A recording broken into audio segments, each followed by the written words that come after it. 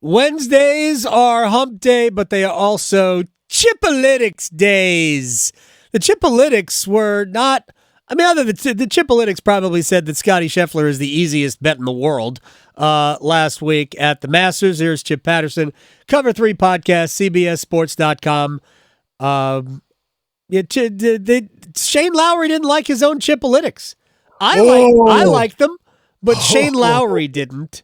Shane Lowry, Siwoo Kim. Yeah. Tommy Ladd did some good work for me late. It was a tough go for the fighting chips out there. But the wise words from Joe Musso, CBS Sports HQ, stellar anchor. I was sitting on the desk with him on Monday night, national championship game. Sure. UConn's running away with it. I'm waiting to do the post-game show with him, and we're talking about it. And he says, Chip, I think 450 is the best number you're going to see. Because I was talking with him about, what if Scottie goes out and shoots a 71? He was like, I don't think he's going to shoot a 71. No. I think 450, if you want a piece, you got to get it now. Yeah. And that's, I was just looking at the PGA Championship odds at Valhalla, where he could absolutely mow it down. Yep.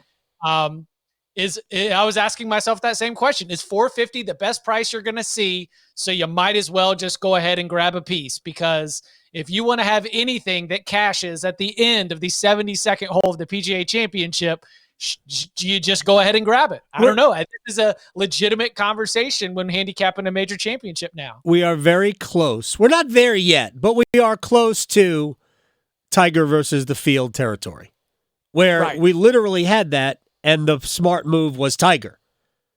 That is actually something that had happened in 2002, 2005, 2006. Tiger versus the field was, Tiger. What are we talking about?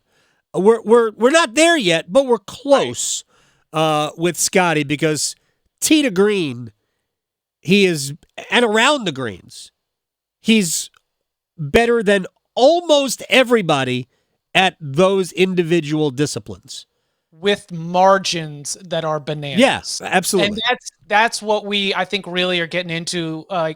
Unpacking the greatness of Scottie Scheffler, to me, is about appreciating one of the sport's greats in his peak. Because the ability to go back and take all the information and to be able to say that statistically Tiger Woods was at his peak in September of 2001. Near the end of the 2001 season, that was as good as Tiger got. And historically, that is the number one. Now, you can go through and you can say that Vijay Singh in 2004, Phil Mickelson, I think, at the end of 2010, even David Duval for that short run in 98, 99, statistically, he was so much better than the field. And Scottie Scheffler, in this moment, is in one of those peaks that put him above a David Duval, a Vijay Singh, a Phil Mickelson, and second only to Tiger Woods in terms of his dominance against the field on a shot-by-shot basis. That I am in an appreciation standpoint, because I'm there. Scottie will level off. It will not be this dominant compared to the rest of the field. He will continue to be fantastic, and we will talk about him for a long time, but we thought that Jordan Spieth's run would be forever. We thought that Dustin Johnson's run would be forever, or Rory McIlroy's run would be forever. But history tells us you come in, you have your peak, and you might spike again for a tournament or a little blip. But I'm appreciating Scottie Scheffler's excellence, because I know it's not going to last forever, and all the data tells us this is historic. Oh, there's no question about it. And by the way, he and his wife are about to have their first child. You're not as good as you used to be, right? What? At golf. Oh, at golf? At golf. I'm not as good as I used to be. Yeah. It's probably not relatable. It's probably not relatable. I guarantee you that there is no way that even on some relative scale, the number of rounds per year played by Scottie Scheffler before and after children is going to compare to the cliff that I have experienced of rounds of golf per year before and after children. Yeah, actually, as you get children get older, you actually play more golf if they're into it. And look, I will be there. And like, happy birthday to my youngest. My youngest is turning 2 today. But happy birthday! We're at 3.5 and 2. All right, so we don't have a lot of that time. Why are you talking to me on your kid's birthday? Because we're going to pick them up early from school and take them to Marbles. Very nice. Yeah, okay, good. Mom and Dad still got to work. Okay, we still have to do the Cover 3 podcast. Still got to do some stuff to be able to allow for everything that Punt and Pooch are able to experience in this life. All right, let's get to stuff that I know you've talked about on the Cover 3 podcast. There is a Twitter handle called, I think, Inside the Big 12 or something like that. It's somebody, I have no idea if he's really got insider information or not, but he has I think this came from like Thursday I think it was Wednesday or Thursday of last week. Mm-hmm. And it is a detailed plan of how ESPN is bringing the ACC, Florida State, and Clemson to the bargaining table and crafting this plan to get Florida State and Clemson to the Southeastern Conference, leaving the ACC with their league as it is intact, but with a diminished value to ESPN. So reworking the contract, all of that. And it certainly makes a lot of sense in the macro if the ACC looks at it and says, well, this is what's going to happen going forward. These two schools are going to leave. Nothing we can do about it. So we're going to make the best deal we can possibly make. Except that if ESPN orchestrates this, I'm not sure that the ACC doesn't have a legal fight against ESPN for doing that, for diminishing the value of that deal. How did you guys discuss it? What are your thoughts on what we've seen? Oh, it's thrilling fan fiction. I mean, It just really is. The true fan fiction where we take the characters and we put them in places and scenarios that seem plausible. We see the big franchises, always come out with a lot of fan fiction, whether it's from fantasy or science fiction. And to me, this falls into the number one rule of conference realignment in our current state. Do not trust anybody. Right. Because the truth of the matter is the people with power don't know. And they either don't know because they're waiting on someone or something, or they don't know because they haven't decided what they're going to do yet.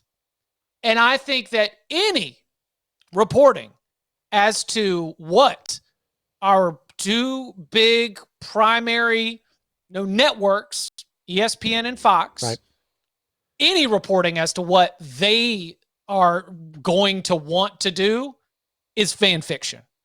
Because I believe that there are options. I believe that there are brainstorming sessions and discussions. But if we knew what they wanted to do, then it happened by now. I think there's a lot of conference calls. I think there's a lot of kicking the can down the road. I think there's a lot of let's put a button in this and circle back to it, because no one wants to do anything tough. Everyone in college sports is hesitant to make any big glass-shattering move, because then it may be perceived that you're the one at the end of this that is going to get the blame. I have heard that there is not a desire in the Big Ten and the SEC to expand. Right. But within those conferences, there's, level 2 and level 3 of the discussion that says, if available, yes. And to keep them from the other league, right? It's not just that we want them, it's to keep them from the other league. I don't want to beat this topic to a pulp like I have been probably over the last 6 months. I really have just two questions about this that I want to hammer out, and then we'll move on to more Chipolytics or something. We can talk hockey. John Swafford saw the future now back, 20 years ago? The first round right, of with Miami, Boston College, and it became Virginia Tech, but it was supposed to be Syracuse. So he saw the future, and the future was about, hey, we're moving this way. We need to expand so we stay viable. He saw the future then. He got a lot of pushback from it. He was blamed for ruining college sports. I'm not even going to get into that. Maybe he is the reason, right? But he saw the future. It was pretty clear that going forward, it was going to happen again. There were opportunities for the ACC to go west. Now, maybe not all the way to the other coast, but to go west, that the ACC did not put their hammer down on, whether it was Texas and Oklahoma back when, or all the way to California for Southern Cal and UCLA back then. But they could have done that, but I don't think John, as you said, I don't think he wanted to be that guy that destroyed the fabric of college football, of college sports. In 2019, John Swofford caught me as I was sort of, trying to unpack. I was working on a story about that expansion and sort of about the way that everything had gotten there. And he was like, look, I mean, it's all of college football history is realignment. I mean, it's just every 7 or 8 years, there's at least one really big shakeup. So, this, like, while I was sitting there trying to pinpoint the 04 expansion as yes, being great vision and everything else, but as it being something larger, and he seemed to, change my focus. Like, no, that was just our chapter in the reoccurring history of conference realignment in college sports at the highest level. And to take that approach and realize nothing's going to keep going on locked in forever, then I think that you can, that's why you get this kind of realignment fan fiction. I do want to go back to that because whether it's the people from the ACC side of things, people from the Florida State side of things, Big 12 fans who just want to see the world burn, like I just don't trust anyone, because I truly believe that at the highest levels, it is a lot of kicking the can down the road and just let's wait and see. Let's wait and see, because let's wait and see on the court cases. Let's wait and see if there's something that is so seismic, it undoes everything in terms of our current conference landscape. And that kind of stall ball, I guess I would say, that kind of four corners approach to conference realignment leads me to believe that anyone who puts out these long threads, whether it's your MHV or whether it's your Big 10 information guy, Genetics 56, or whether it's inside the Big 12, like I see them all. Right. The algorithm feeds me every trending thread from one of these supposed realignment know-it-alls. And there are pieces of all of them. I'm like, oh, I could see that. Oh, I could see that. Sure. Like, oh, sure. Yeah, absolutely. But it's just, you start to fact check this. And I think that they are all coming from the same kind of sit back, kick around ideas, discussions that happen during downtimes with knowledgeable people. And it feeds the narrative of the people who want it to burn, right? Yes. So if you're of the mind that, there's no doubt Florida State's out, Clemson's out, this is how they do it, and this is how ESPN helps because it doesn't hurt ESPN, and they'd be all for it, except they forget that the legal exposure for ESPN forcing this would have to be massive to ESPN. And I'm not even saying from North Carolina, but if you're Boston College, what is that? What is it worth to you, right? You might say, I'm not signing off on this. And that fact that ESPN were to, in theory, have orchestrated all of this, I just think that it would be a legal quagmire for the worldwide leader. Do you think, this is my last question about it, 3 years from now, are Clemson and Florida State in the ACC? No. Is there an ACC? Yes. How does that work if you're the ACC? You're going to negotiate a settlement for those two schools? I don't know. I mean, how do they get out without it?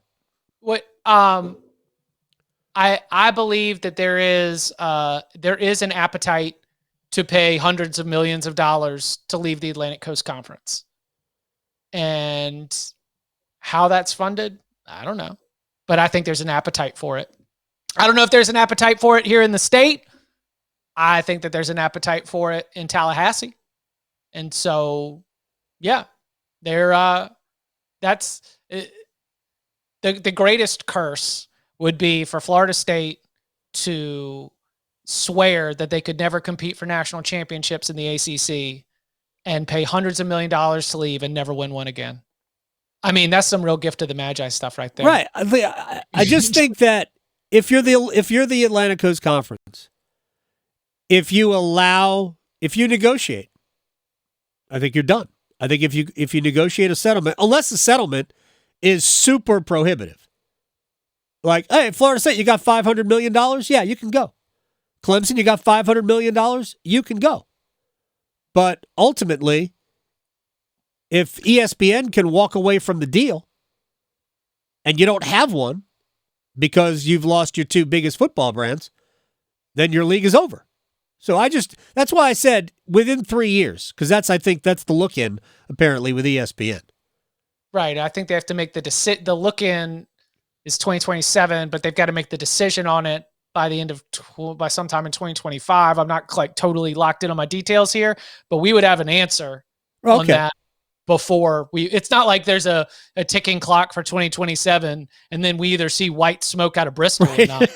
I mean, these things are, a little bit planned in advance. I believe that the requirement for inventory to generate revenue at the college sports level will keep the ACC alive. And I think that the distaste to try and organize ballooning 24 plus team conferences will be part of preventing that. And I think that the conferences shutting out college sports tomorrow and signing a deal for the college football playoff through 2031 keeps us from going full Super League until the early 2030s. Yeah, who knows what it's going to look like? It's not going to look like what it looks like today. And the conversation that you and I have had might as well have been the conversation that led to Inside the Big 12's thread. I mean, I like to be at the forefront of it.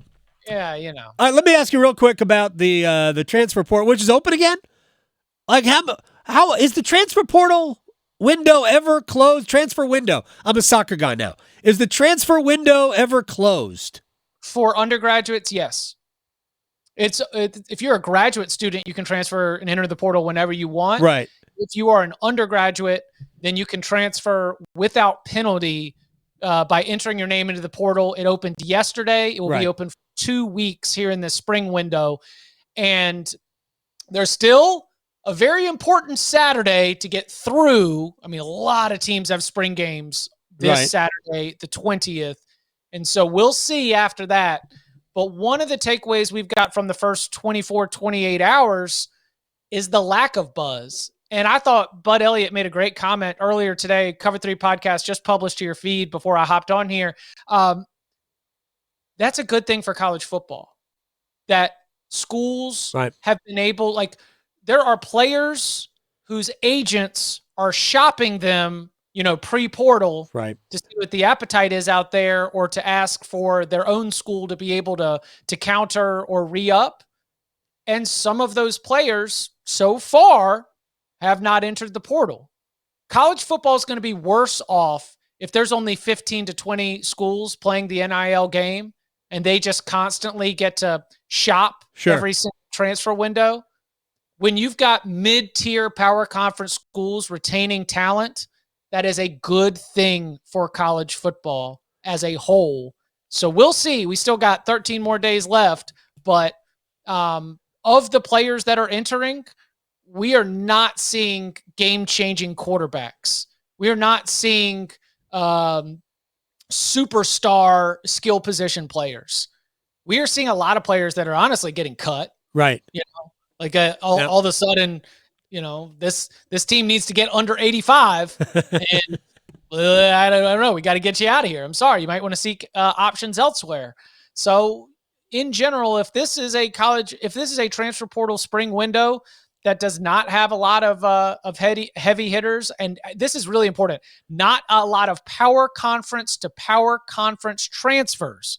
Like if you're transferring out of Arkansas because you want to go play at Texas State and that's your best chance to be a starting quarterback, that's what the transfer portal is for, in my opinion.